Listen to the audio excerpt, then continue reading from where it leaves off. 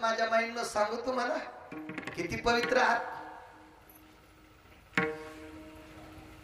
म्हणून तुम्ही पुरुषा देखता नाचायचं नाही. अल्लाउद्दीन खिलजी माहिती नाव ऐकू ना. तुमच्यातली एक पद्मावती नावाची स्त्री होऊन गेली.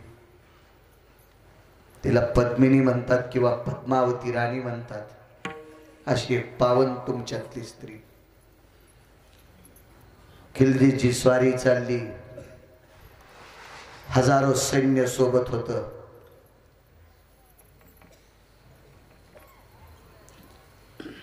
त्याच्या गुमास्त्यानं सांगितलं पद्मावती या वाड्यात राहती.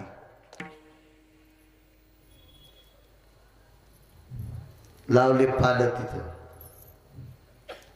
दुपारची वेळ आहे.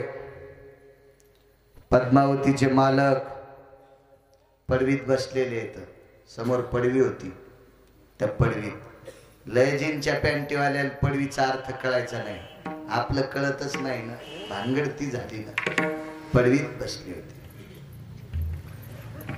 अल्लाउद्दीन खिलजी पाहिल्याबरोबर 50 लोकांच्या सोबत उघड्या तलवारी होत्या.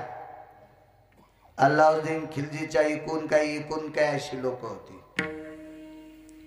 पाहिल्याबरोबर ते मालक उठले आणि पद्मावतीकडे बघितल्याबरोबर डोळ्यातून पाणी आलं. मालक रडता. हो ग. उघड्या तलवारी घेऊन खिलजी आलाय. मरणाच्या भीतीने रडता. नाही, मला मारायला आला नाही. आणि तो खरंच मारणार नव्हता. मला मारायला आला नाही, मला त्रास देणार नाही. मग रडता का? तो तुझ्या शरीराचे लचके तोडण्यासाठी आलाय. तुम्ही किती मोठे आहात सांगू माझ्या माईंनो. म्हणून पुरुषात नाचायचं नाही. म्हणून किती मोठे आहात. ऐका चरित्र तिचं. ऐका. डॉक्टर साहेब काळ दारात उभा आहे. काळ दारात उभा आहे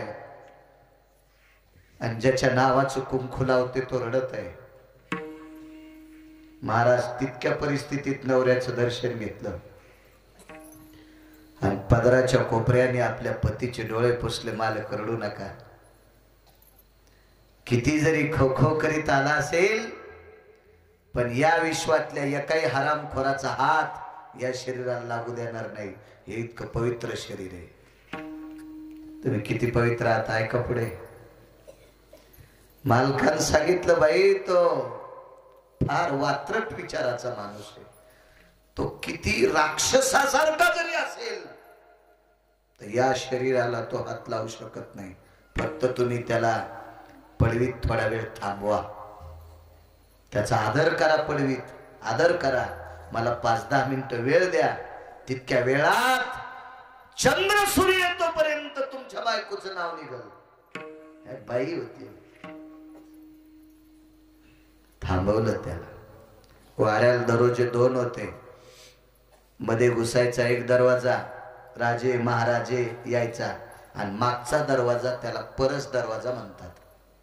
सरपण काळी आणायचा. पाठीमाग पाण्याचा आड होता. गाईचा गोठा होता. गाईचं वैरण ओळही होती पलीकडे. कर्मनो गहनो गती प्रारब्ध इतकं गोड होतं. त्या वर्षी आड आटलेला होता. आडात पाणी नव्हतं. मालकाचं दर्शन घेतलं. गाईच्या गोठ्यात गेली. गाईला प्रणाम केला आणि त्या गौ मातेची शेपटी स्वतःच्या कपाळाला लावली आणि गाईला सांगितलं बाई आज संध्याकाळची भाकरी देण्यासाठी मालकासाठी मी नसेल. आज संध्याकाळची नवऱ्याला भाकरी देण्यासाठी मी नसेल. पण एका पतिव्रतेची तुला मागणी आहे. आजपासून दूध शिल्लक देत जाय. आजपासून दूध शिल्लक देत जाय. जेणेकरून त्या दुधाने माझ्या मालकाचा उदरनिर्वाह होईल. किती पवित्र आहात तुम्ही. थोडस सरपण त्या कोरड्या विहिरीत टाकून दिलं. पडवीत बसलेला खिलजी सुपारी घेत होता. त्याला माहित होतं या घरचा सत्कार घेऊन या स्त्रीची विटंबना मी करणार आहे. तेवढ्या अवकाशात मालकाला थोडस अलीकडे बोलवलं आणि पुन्हा प्रणाम केला. मालक येथे बर का मी पद्मावती तू पळून जाणार? 1000 सैन्य आहे त्याचं. पहाडात लपलेला उंदीर सापडायची ताकद त्यांच्यात आहे. तू कुठे लपणार? मालक मी अशा जागेवर लपणार की तिथं लपलेली व्यक्ती आतापर्यंत विश्वातल्या कोण्याच व्यक्तीला सापडलेली नाही. मला तुमचा आशीर्वाद असा. डोक्यावर हात ठेवला, रडू आलं. फार पवित्र शरीर आहे ग तुझं, फार पवित्र शरीर आहे. तर माझ्या 18 मालकांपैकी एका मालकाचा अभंग होता. तिने काय सांगावं नवऱ्याला? सर्प माथा मणी, सर्पाच्या माथ्यावरचा मणी विध्वंशिल्या प्राण हाताने. सर्पाच्या माथ्यावरचा मणी सर्प मरेपर्यंत कोणाला घेऊ देत नाही. पतिव्रतेचे स्थल विध्वंशिल्या प्राण हाताने. मालक वारकरी संप्रदायातल्या आधारित संतांनी लिहिलेला अभंग आहे. सर्पाच्या माथ्यावरचा मणी आणि पतिव्रतेचं शरीर हरामखोराच्या तावडीत पडत नसते. विहिरीत कारी टाकली, ढंढ नागरी पेटला आणि पद्मावती नावाच्या राणीनं जोहार करून घेतलं. जोहार. इतक्या पवित्र राज्यातल्या तुम्ही आहात, इतक्या पवित्र राज्यातल्या आहात तुम्ही, इतक्या पवित्र राज्यातल्या. म्हणून तुम्ही खूप सांभाळायचं. माझ्या वारकरी संप्रदायात केवढी दखल घेतली तुमची. राज्य राणी व संपत्ती. या देशाची संपत्ती काय असेल डॉक्टर साहेब? त्या देशाची स्त्री आहे. ज्यांचं आपण पुण्यस्मरण करतो जगन्नाथरावांचं, ते सुद्धा या महाराष्ट्रातल्या एका पवित्र स्त्रीच्या पोटी जन्माला आले. आपल्या वडिलांचं जेवढं आदराने श्राद्ध करतात ते आदरणीय नागनाथराव डॉक्टर साहेब सुद्धा याच महाराष्ट्रातल्या मातीतल्या स्त्रीच्या पोटी जन्माला आले. रयतेचे राजा छत्रपती शिवाजी महाराज याच देशातल्या स्त्रीच्या पोटी जन्माला आले. महाराणा प्रताप याच देशातल्या स्त्रीच्या पोटी जन्माला आले. किती लोक सांगायचे तुम्हाला, किती किती. या देशातली 12 ज्योतिर्लिंग 6 पातशाहीपैकी एका पातशाहीने पाडली. मोडलेली ज्योतिर्लिंग पुन्हा दुरुस्त केली, मंदिरं पुन्हा दुरुस्त केली. ती स्त्री देवी अहिल्याबाई होळकर तुमच्यातल्याच एका माऊलीच्या पोटी जन्माला आली. किती पवित्र आहात माझ्या माईंनो तुम्ही. विश्वातल्या रत्नांना जन्म देण्याची ताकद तुमच्यात आहे, म्हणून तुम्ही पदन्यास करायचा नाही असं पुराण सांगतंय. अशी मोठ्यांची वाक्य सांगतात. गिरगावच्या बाळ्यावर विश्वास ठेवू नका. पुराण पहा, मोठ्यांची वाक्य पहा, लक्षात येईल तुमच्या. चला सांगत त्याच्यावर होतो की लाख्या कोल्हाट्याची मुलगी नाचत नव्हती. आरोप करू नका गरीबावर, आरोप करू नका गरीबावर. एखाद्या विशिष्ट प्रकारच्या जातीच्या माणसावर आरोप करू नका. ती कोल्हाट्याच्या कुळातली जरी होती पण नाचत नव्हती. ती कसरत करत होती, कसरत. आजही बघा कुठेतरी दोर लावलेला असतो, एक विशिष्ट प्रकारचं एक देशावरचं गाणं लावलेलं असते आणि त्या गाण्याच्या तालावर ती वरी अशी कसरत करत असती, नाचत नाही. अजून लक्षात ठेवा, नाचणे म्हणजे पदन्यास. ती पाय तरी कुठं हलवती? ती रिंगावर चालते, ती ताटावर चालते, ती डोक्यावर दिवा घेऊन चालते, डोक्यावर कळशी घेऊन चालते. याचा अर्थ ती कसरत करते. अशी सुंदर लाख्या कोल्हाट्याची मुलगी आहे. कुठला आयुष्याचा दोरा सांगतो, एवढा पुरावा ऐका. आपला वेळ संपला तरी 10 मिनिटं ऐका, नंतर त्रास देणार नाही तुम्हाला. मी रात्री राजगडाच्या पायथ्याला होतो कीर्तनाला. सकाळी 7:30ला आळंदीतल्या मालकांचं दर्शन घेतलं आणि मग पुढे निघालो.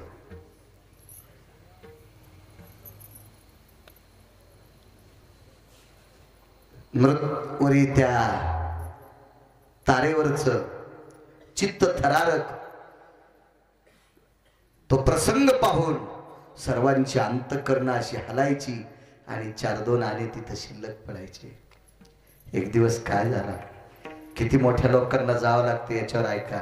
आयुष्याची माल तुटते बऱ्यापैकी मोठ्या लोकांची. तुम्ही आम्ही तर चिल्लर आहेत.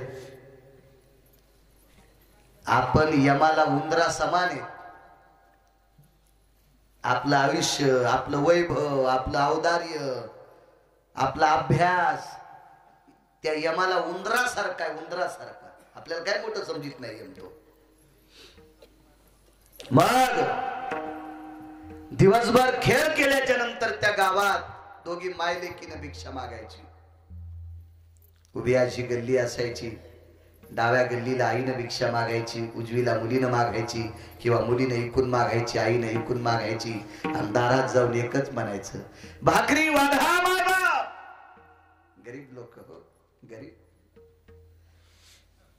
जीवाची कसरत करून संध्याकाळी 7 वाजल्याच्या नंतर दिवे लावल्याच्या नंतर दारात भाकरीचं टोपलं घेऊन आवाज द्यायचा, भाकरी वाढा मागा. सात्विक सदाचारी पुण्यशील अंतःकरणाची माऊली बाहेर यायची. परिस्थित्या नाजूक होत्या. तिच्या टोपल्यात कोरभर चतकोर अर्धी भाकरी टाकायची, पुढच्या घरी जायची. मोठा वाडा होता डॉक्टर साहेब, फार मोठा वाडा. त्या वाड्यामध्ये आतमध्ये चौकामध्ये मशाली लावलेल्या होत्या. त्यावेळेला लाईटची व्यवस्था नव्हती दादा, मशाली होत्या.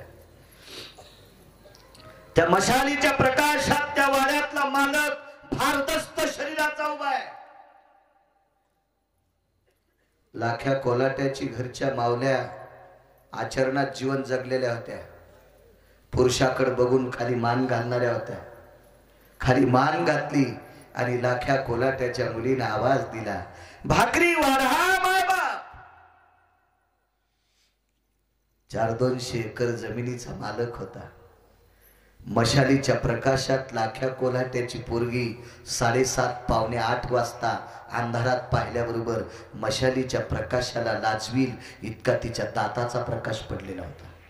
इतकी सुंदर होती. सुंदर सौंदर्य कोणाच्या बापाची जहागिरी नाही. अद्याप नाही. विद्वत्ता सुद्धा कोणाच्या बापाची जहागिरी नाही. एवढी सुंदर मशालीच्या प्रकाशाला लाजवील इतक्या तिच्या दाताच्या पंगती चमकत होत्या. अशी परम पावन सात्विक सदाचारी ती हरणी दारात उभी आहे. आणि त्या वाड्यातल्या भारदस्त शरीराच्या माणसाने आवाज दिला, ए मध्ये येऊन घेऊन जाय. वाड्यात जायची परवानगी नव्हती, पण एवढा मोठा माणूस मध्ये म्हणतो त्यावरती तिला वाटलं असेल की सात्विक माणूस असावा. आणि दबत्या पावलाने उमरा वलंगला आणि आत पडवीत पाऊल टाकल्याबरोबर या श्रीमंत माणसाच्या नौकराने आतून दाराला कडी लावली. चिमुकलं लेकरू आहे, तारुण्यात आलेलं लेकरू आहे. आकाशातल्या विजेला चमकेल इतकं सौंदर्य आहे तिच्याकडं. आणि या वाड्यातल्या श्रीमंत व्यक्तीने अनुचित प्रकार केला. आई भाकरीचं टोपलं घेऊन माळावर गेली. माळावर पाल दिलेलं होतं. भाकरीचं टोपलं टेकल्याबरोबर मालकाने आवाज दिला, आलीस लक्ष्मी? हो मालक आले. आपली बाई नाही आली? येईल पाठीमागून. 5-10 मिनिटं वाट पाहिली पण मुलगी येत नव्हती. म्हणून लाख्या कोल्हाट्यानं पाहिलं चांदणीकडं. तर आकाशातली चांदणी सरकलेली होती. म्हणजे रात्रीचे 9 वाजलेले होते. आणि 9 वाजता काठीला भाला लावला आणि काठी आपटिली. डोंगरावरून खाली गावाकडे जाणार एवढा वेळ मुलगी कशी थांबली? म्हणून लाख्या कोल्हाटी पालाच्या बाहेर पडणार तेवढ्या अवकाशात पालाच्या पुढे भाकरीचं टोपलं टेकले. हातातल्या बांगड्याचा आवाज आला, आलीस बाई? जी बाबा आले मी. बारीकशी मशाल होती. मशालीवर तेल टाकलं. मशाल पालात होती. पाल म्हणजे रावटी. पालात होती. तिच्या प्रकाशात मुलगी दिसत होती. पण आज मुलीचा चेहरा काळवंडलेला पाहिला. बापानं सांगितलं, बाई 1 तास उशीर झाला तुला. बाई माझ्या लेकराला मी भिक्षा मागायला लावतो, उद्यापासून तू भाकरी मागायला जाऊ नकोस. ये मायात मध्ये ये. काय लाख्या कोलाटी होता माहिती? लाख्या कोलाट्याला ही पोरगी झाली तेव्हा ही पालात झोळणी झोपलेली होती. झोळणी होती, कपड्याची बांधलेली झोळणी. गरीबाला कशाची पाळणे आणि झोळणी होती आणि त्या झोळणीत पोरगी झोपलेली. आणि पोरीची माय पालाच्या पुढे भाकरी करीत होती आणि वाघीण जणली. आणि वाघिणीला शिकारी करता काय नाही. आणि त्या वाघिणीच्या लक्षात आलं या झोळणीतलं लेकरू खावा, म्हणून पालावर मागून उडी मारली. पण मांडी खाली भाला घेऊन भाकरी करीत होती. तसाच भाला माग फेकला. गुरुवर्य ज्ञानसूर्य रंगनाथ गुरुजी परभणीकर म्हणायचे, लाख्या कोल्हाट्याच्या बायकोनी 15-20 वाघ मारली होती. बाई असून वाघ मारली होती. नवरा काय ताकदवान असेल बघा, काय शक्ती असेल त्या मालकाकडे. प्रचंड ताकद होती तिच्याकडे. आणि एवढ्या मोठ्या शूर बापाची पोरगी, चेहरा काळवंडलेला होता. ये माये 5-50 फुटाहून बापाला लोटांगण घातलं. वडिलांना सांगितलं, बाई मी याच्यानंतर तुला त्रास देणार नाही बाई. माय तुला लोकांच्या दारात भाकरीला पाठविणार नाही. माय तू रागावलीस माझ्यावर बाई. रोज सकाळी आंघोळ झाल्यावर एकदा पायाचं दर्शन घेतेस आईचं बाबाचं. आज रागात लांबून दर्शन घेतेस? नाही बाबा. बाबा तुमच्या सारख्या वारकऱ्याच्या पायाला हात लावून पाया पडावा इतकं पवित्र शरीर नाही राहिलं माझं. माझं शरीर अपवित्र झालंय बाबा. बाबा हे शरीर अपवित्र आहे. महाराज ज्याच्या बायकोनी वाघ मारावा त्या बाईचा मालक काय ताकदवान असेल, पण इतका हातरून गेला. पोरगी असं का म्हणते? पाऊल उचलत नाही. जाऊन पोरीला उचलावा, हृदयाशी धरावा. तेवढ्या अवकाशात पोरीने सांगितलं, बाबा तुमच्या सारख्या पवित्र वारकऱ्याच्या कुळात जन्म झाला, मी अपवित्र आहे. धरा नाही येते बर का बाबा. आणि पालाच्या पाठीमाग उंच कडा आहे आणि कड्यावर देहत्याग केला. दुसऱ्या दिवशी सकाळी लाख्या कोल्हाट्याने दोराच्या साह्याने प्रेत काढलं, अंत्यविधी केलं. लाख्या कोल्हाट्याने ढोलवाजीनं बंद केलं. काय रे देवा, जीवनभर तुझी सेवा केली रे. ज्या ज्या गावात जी ग्रामदेवता असेल त्या ग्रामदेवतेचं भजन केलं रे देवा. काय माझं लेकरू मारलंस रे देवा. भाकरीची पंचायत, खाण्यापिण्याची पंचायत, अंगावरच्या लता कपड्याची पंचायत. पंढरपुरातल्या मालकाने ढोल काढायचा आणि लाख्या कोलाट्याच्या रूपात पानचिंचोलीत ढोल वाजवायचा. लोकांना वाटायचं लाख्या कोल्हाटी आला आणि लोकांनी चंदा टाकायचा. पण संसार पुरेसा धकत नव्हता. एके दिवशी पंढरपुरातले मालक पंढरपुरातल्या मालकिनीला म्हणतात, रमा जी माझ्या लाख्या कोल्हाट्याचा संसार वाहत जातोय ग, तुला मदत करावं लागते. काय मदत करायची? लाख्या कोल्हाट्याची मुलगी एका नराधमाने अन्याय केला, याच्याकरता तिनं शरीर संपवलं ग. तुला रोज 1 तासाकरता लाख्या कोल्हाट्याची पोरगी व्हावं लागते. जगाची मालकीन झाला. आई साहेबांनी सांगितलं, मालक मी कोल्हाटीन होणार. होय रमा, लक्ष्मी रुक्मिणी, मी जर कोल्हाटी होत असेल तर तुला कोल्हाटीन व्हायला काय हरकत आहे. आणि जगाच्या मालकीनं लाख्या कोल्हाट्याच्या मुलीचं रूप घ्यायचं आणि तारेवर कसरत करायची. बांधलेलं गठुडं लाख्या कोल्हाट्याच्या पर्णकुटीत झोपडीत टाकून द्यायचे, पालात टाकून द्यायचं. लाख्या कोल्हाट्याला एक व्यक्ती बोलला, चांगला ढोल वाजवतोस लाख्या. लाख्यानं सांगितलं, मायबाप मायबाप, पोटचा गोळा ज्या दिवशी गेला त्या दिवसपासून ढोलावर टिपरू नाही मारलं. काय बोलतो म्हणे, अरे मीच सकाळी 4 आणे टाकले तुला. नव्हते त्या काळात 4, फार जुना काळ आहे. लाख्या कोल्हाट्याच्या लक्षात आलं, ढोल कोण वाजित असेल. लाख्या कोल्हाटी 2 दिवस ढोल जवळ घेऊनच बसला, पण झोप लागली. ढोल देवानं काढून घेतला, पण टिपरी मांडी खाली होते. टिपरी वडता वडता लाख्यानं हात धरला. कोण? गंजा झटकीत होता हात. अहो त्यानं चांगल्या चांगल्याला मारले. लाख्या कोल्हाट्याची काय कथा, पण लाख्या कोल्हाट्याकडे भक्तीची ताकद होती म्हणून हात निष्ठत नव्हता. धरीला पंढरीचा चोर, गळा बांधुनिया दोन, हृदय बंदी खाना केला, हात विठ्ठल कोंडीला. कशाची ताकद आहे? भक्तीची. सावता बाबाने हृदयात ठेवला. कशाची ताकद आहे? भक्तीची. होय भक्ती केला जायचा, पूर्वी धरावी ती विच्छा. आणि 5-4 मिनिटानं लाख्या कोल्हाट्यानं हात तर सोडत नाही, पण एका हातानं ज्याचा हात धरलाय त्याच्या पायाला दर्शन घेतलं. समोरच्या व्यक्तीने विचारलं, हात सोडित नाही पाय पडतो. म्हणलं याच्या करता पाय पडायलो. रागानं ज्याचा हात धरला त्याचा हात टिपरे मोड्यासारखाच आतापर्यंत मोडीत, पण इतकं दाबून तुमचा हात मोडत नाही त्या अर्थी तुम्ही माणूस नाहीत, म्हणून पाय पडतो. रूपच प्रगट केलं, रूप प्रगट केलं. देवा तुम्ही? हो मी. ढोल तुम्ही वाजिता? हो म्हणले. कपाळ पडून घेतलं. काय देवा? लाख्या कोल्हाट्याचा ढोल पिटी. आणि देवा हे सगळं तुम्ही टाकता, मी एकटा करत नाही. लक्ष्मी आईसाहेब हजर झाले. लाख्या कोल्हाट्याचे डोळे पुसले, सांगितलं, बाळा हे लाखा, काय माझ्या मालकाचं भजन केलंस रे, म्हणून तुझा संसार मातीत जाऊ नये म्हणून तुझ्या पोरीच्या रूपात तारावर मी कसरत खेळली. जगाची मालकीन तारेवर कसरत करत होती.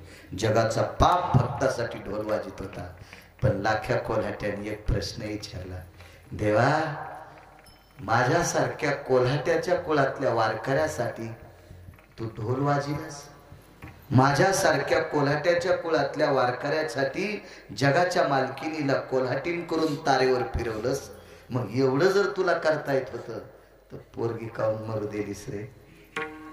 पोरगी का मरू दिली? महाराज काही बोलता आलं नाही. साखरेचा नोहे ऊस. महाराज ऊसाची साखर करणारे कारखाने जगात खूप आहेत, पण एकदा साखर गुळ ऊसाचा तयार झाला की गुळाची आणि साखरेचा पुन्हा ऊस तयार करता येत नाही. साखरेचा हे ऊस.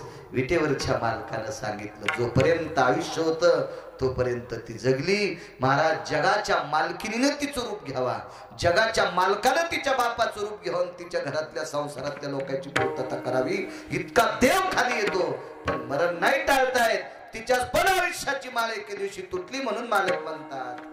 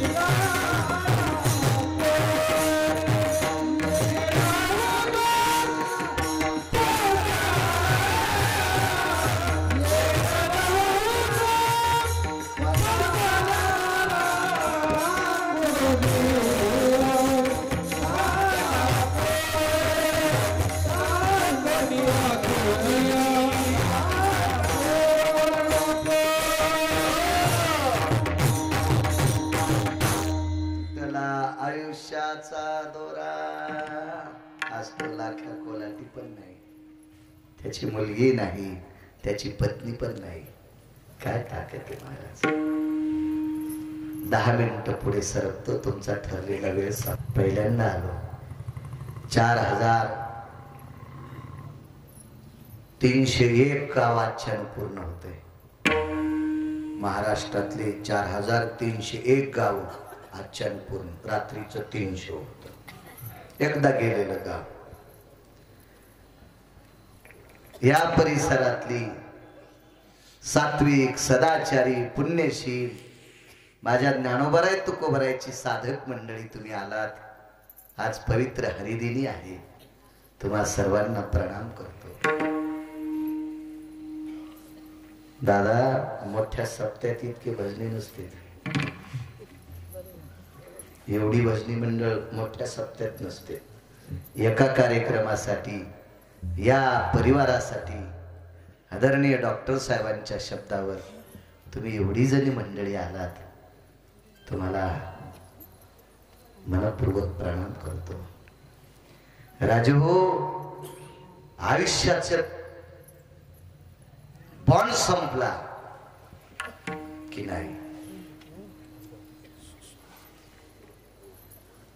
आयुष्याचा तो लिहून आलेला बॉन्ड संपला की ज्याचे आयुष्य नो हे देखा लेखा तेही देखा निमाले. किंवा येऊन या काळ बैसला शिवसा झाकी तोशी कैसा डोळे आता. किंवा जन्मले ते बाळ त्याची वाट पाहे काळ. पैठण मधले मालक सांगतात, काळ त्याची वाट पाहतो. डॉक्टर साहेब, असं कितीतरी वेळेस तुम्ही पाहिला असेल, बाळ वाचलं, आई गेली, आई वाचली, बाळ गेलं. नाही करता येत आपल्याला काही. आयुष्य संपलं. काय त्या लेकराचं पाप असतो ते का निष्पाप आहे? त्यानं का कोणाला आईला शिवी दिली, का बापाला शिवी दिली, का बाळपण करणाऱ्या डॉक्टरला शिवी दिली, का सोबत जाणाऱ्या लोकांना शिवी दिली? निष्पाप आहे. पण आयुष्य नाही ना. नाही थांबतायत, नाही थांबतायत. किती मोठा असू द्या, किती मोठा. जगाचा मालक अभिमन्यूचा सख्खा मामा आहे. वृक्षाचे पान हले ज्याची सत्ता, राहिली हंता मग कोठे. एक सोपा पुरावा सांगू का? तुम्ही माझ्याकडे बघता, मी तुमच्याकडे बघतो. देखवी ऐकवी एक नारायण, तयाचे भजन चुको नका. ही सगळी दळणवळण क्रिया चालू ठेवतो तो जगाचा मालक आहे. ज्याच्यावरली त्याची कृपा संपली की त्याला भीतीला टेकून बसावं लागते. मन नाही त्याला, त्याला भिंतीला टेकून बसावं लागते. एवढी मोठी व्याप्ती. महाराज, विश्वाच्या मालकाची कृपा संपली की त्याला त्याच्या मनानं बसता येत नाही. मग तो कुण्याही क्षेत्रातला असू द्या, कुण्याही क्षेत्रातला. महाराज, विश्व ज्याच्या ताब्यात आहे तो जगाचा बाप अभिमन्यूचा सख्खा मामा आहे. बाप कोणी माहिती? अभिमन्यूच्या वडिलासारखं भजन नाही केलं कोणी. आपण तोंडानं भजन करू. अर्जुन तोंडानं भजन करतच होते, पण अर्जुन झोपी गेल्यावर अर्जुनाचे रोम कृष्ण कृष्ण म्हणत होते. हो महाराज, आपण परिस्थिती फाकल्यावर देवाचं नाव घेतो, बरं चालल्यावर मग डायरीच्या पुढून पैसे ठेवतो. इतकी भंगिरी आहेत आपण. हो, आणि परिस्थिती खराब झाली की मग देव देव करतो. आपलं काम कसं झालंय, कणिक तळाला गेली मग मंजुरीची हवा आली. जवळ कणिक भरलेली आहे का, तर तंबाखूसाठी टोपलं भर गहू, सुपारीसाठी टोपलं भर ज्वारी, हो, चुन्याच्या डबीसाठी टोपलं भर गहू, आणि बुडाला गेल्या मग धू धू खाऊ. कणिक खातो का सुमळ्या? आपलं काम असं असतंय. लय मोठे पैसे येतो, रक्कलहीत भजे तळायली, तळताना खाली, तळताना खाती, तळताना. आणि सगळं वाजल्या मग धिरडे करून खाय. मग कुठं तळता येतं तिला? आपलं असं काम आहे सगळं. महाराज, आपण परिस्थिती हलवल्या भजन करतो. चांगल्या कामात आपण भजन करतोय. पैसे डायरीच्या कडून ठेवायची वस्तू आहे का? अहो, डायरीच्या कडून पैसे ठेवणं म्हणजे भिकार चोट लक्ष दे. पैसे झाकलेले असावा आणि या देशाची स्त्री सर्व अंग कपडे घातलेली असावा. या दोन गोष्टी पवित्र सांगितल्या देशात. बाईन अंग झाकून कपडे घातले पाहिजे. मर्यादा आहे आपल्याकडे, संस्कृतीची मर्यादा आहे. तुम्ही आम्ही परिस्थिती फाकल्यावर भजन करतो. अहो पांडवांची परिस्थिती फाकल्यावर बी भजन केलं आणि राज्यावर असताना सुद्धा भजन केलं. वनवासात भजन केलं. पाहती पांडव अखंड वनवासी, परी त्या देवासी आळविती किंवा आठविती. वनवासात भजन, एवढं भजन की ज्याच्या अंगावरचे रोम कृष्ण कृष्ण म्हणायचे. असं बाप रे. महाराज भगवान शिवशंकरांनी अर्जुनाची पाठ थापलेली. पाठ. शाबास रे अर्जुना, वा वा वा अर्जुना, शाबास. शिवजीने अर्जुनाची पाठ थापटावी. इतके अर्जुन मोठे. महाराज पंढरपुरातला मालक तर येडा झालता. हा कोपे तरी निवांत साहे, हा ऋषे तरी बुझावीत जाय. नवल पिस लागलं होतं अर्जुनाचं. नवल पिस. अर्जुनासारखा बाप आहे आणि पंढरपुरातल्या मालकासारखा मामा आहे. केवढा मामा. पंढरपुरातला मालक अभिमन्यूचा सख्खा मामा आहे. अर्जुन पिता आहे. महाराज धर्मराजासारखा काका आहे. कोणाला म्हणतात धर्म? ज्याच्या रथाची चाकं घासू नये याच्याकरता पृथ्वी धर्माच्या रथावर प्रेम करीत होती. सत्यवादी धर्मराजासारखा काका आहे. ज्यानं पाय आपटिल्यावर 2.5 किलोमीटर मध्ये झाड उभं राहत नाही असा पुरुषार्थाने परिपूर्ण भीम नावाचा काका आहे. काय वैभवात असलो अभिमन्यू. पण याही अभिमन्यूची चक्रव्यूहामध्ये भीष्माचार्यांनी वेद केला आणि हाही अभिमन्यू चक्रव्यूहात त्याची माळ तुटली. तुटला आयुष्याचा दोर. अभिमन्यू. अभिमन्यू सुद्धा तुमची आमची काय कथा आहे. कोण कर्ण? कोणाला म्हणायचं कर्ण? महाभारतातला मानवी युद्धातला मानवी शुभ जर कोण असेल तर कर्ण होता. मानवी शुभ कर्ण होता. महाभारतात एकदाही खोटं न बोलणारा फक्त कर्ण होता. धर्म एकदा खोटं बोलले. वदविले मुखे नारायणे धर्मा, अंगुष्ट त्या कर्मासाठी गेला. राहू द्या मृदंगाचार्य, राहू द्या. आता वेळच किती राहिला. राहू द्या. विठाला विठाला विठाला.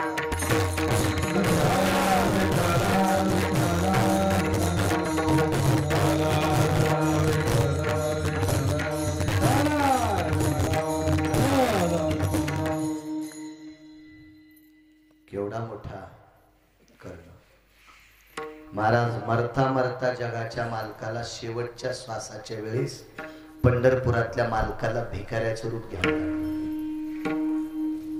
भिक्षुक्याचं रूप घ्यावं लागलं आणि दात मागितले. कर्ण भिडता समरांगणी, बाणे व्यापियेला रणी, माझ्याशी काढोनी दोन्ही दात तयाचे. काय महाराज, विश्वाच्या मालकाला हात पसरावा लागला कर्णाच्या पुढं. शेवटी दात मागताना त्याच्या पाठीमाग हात पसरावा लागला कवच कुंडल मागताना. इतका कर्ण. पण त्याही कर्णाला काय कर्णाच्या जीवनात बायको भेटली होती हो. काय सांगता येईल कर्णाच्या बायकोचं नाव? तुम्हाला सांगता येईल एखादी? नाही ना. किती भागवत ऐकले असे तंबाखू खाऊ खाऊ. तिचं नाव होतं वृषाली. सांगितलं साहेबांनी, सांगितलं. ते वारकरी डॉक्टर आहेत ना, त्याच्यामुळे त्यांना माहितच राहणार. वारकरी आहेत, वारकरी. वृषाली होती, वृषाली. माझ्या माईनो किती नवऱ्यावर प्रेम. नवऱ्याने लग्नात एक भेट दिली. ती भेट अंगठी नाही, खापर दिल तर खापर. कर्णाची वृषालीची भेट झाली पाणी प्याच्या निमित्तानं. आणि एवढ्या पुरुषार्थ व्यक्तीला पाणी देताना लाज वाटली. हात चळचळ कापला, हातातलं गाडगं खाली ठेवलं. पण आपल्यावर प्रेम करणारी स्त्री लग्न तिच्यासोबत केलं आणि ते खापर सांभाळून ठेवलं आणि लग्नात ते खापर भेट देऊन टाकलं. ते खापर अग्नीत उडी टाकेपर्यंत एका वस्त्रात बांधून ठेवलं. त्या वस्त्राचं नाव सांगता येईल का तुम्हाला? काय होतं? धुडक म्हणतात तुम्ही, पदर म्हणतात तुम्ही, नाही. त्या वस्त्राला अंचूक नावाचं वस्त्र म्हणतात. त्या वस्त्राचं नाव आहे अंचूक. अंचूक आपली भाषा शिकायचा प्रयत्न करा जरचा. अंचूक नावाच्या वस्त्रात आणि कर्णाचं पार्थिव जळत असताना उडी टाकली. अंचूक नावाचा कपडा खाली पडला. खापर सोडून हृदयाच्या विटेवरच्या मालकाने हृदयाला खापर लावलं. त्या खापरावर नाव होतं सौभाग्यवती वृषाली कर्ण. मला चंद्र सूर्य येतोपर्यंत कुंकू पुसायची ताकद कोणात नव्हती. काय ताकद? पण त्याही दोघांची माळ तुटली. तुटला आयुष्याचा दोरा. कितीतरी पुरावे पाच भेटतील तुम्हाला. कितीतरी कितीतरी कितीतरी पुरावे. काय लोक होऊन गेले या महाराष्ट्रात. काय पवित्र साधू होऊन गेले या भारत देशात. काय पवित्र राजे झाले या भारत देशात. काय राजे होते. रोगन नावाचा राजा, मयूरध्वज नावाचा राजा. मयूरध्वज मयूरध्वज भगवान शिवजी आले दारात. पंढरपुरातले मालकन भगवान शिवशंकर मयूरध्वजाच्या दारात साधूच्या रूपात आले. भिक्षां देहि मा. मयूरध्वजाची पत्नी दारात आहे. काय देऊ महाराज? इच्छा भोजन पाहिजे.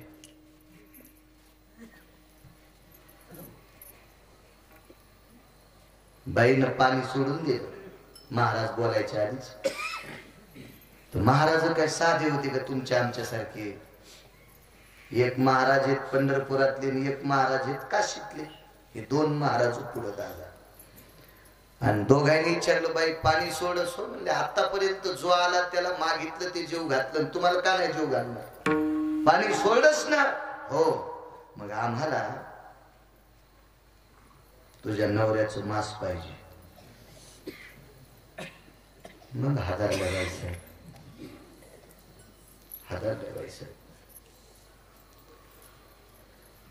हा राजावरचा प्रसंग होता. 1-2 कीर्तनात फार वेगळ्या पद्धतीने सांगितलं. आज वेगात सांगतो. तिनं वाद घातला. अर्धांग पतीचा आहे. पतीचा अर्धांग स्त्रीचा असते.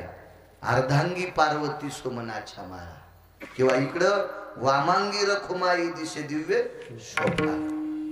तर काय हरकत नाही म्हणले एकीकडचं कापा. तो नृप करवती काढीला डोळ्यातून पाणी येता कामा नये. साधी परीक्षा असेल का? कापलो शरीर. रांधा म्हणले रांधलं. आणि पाणी फिरवायच्या टायमाला पाणी ताटात फिरलं नाही. ताटातल्या मासाव सिंचन केल्याबरोबर राजा पुन्हा तेजस्वी. पुन्हा तेजस्वी. काय ताकद या दोन देवांची. पंढरीतले मालक आणि काशीतले मालक. कापलेल्या त्या मयूरध्वजाला पुन्हा जिवंत केलं. पण आता आहे का मयूरध्वज? नाही. कालांतरानं त्याच्या पण आयुष्याची माळ तुटली आणि जावं लागलं. तुटला आयुष्याचा दोरा. हिरवा उगा पसारा. मोठ्या भावयुक्त अंतकरणाने आजचं हे प्रथम पुण्यस्मरण स्वर्गीय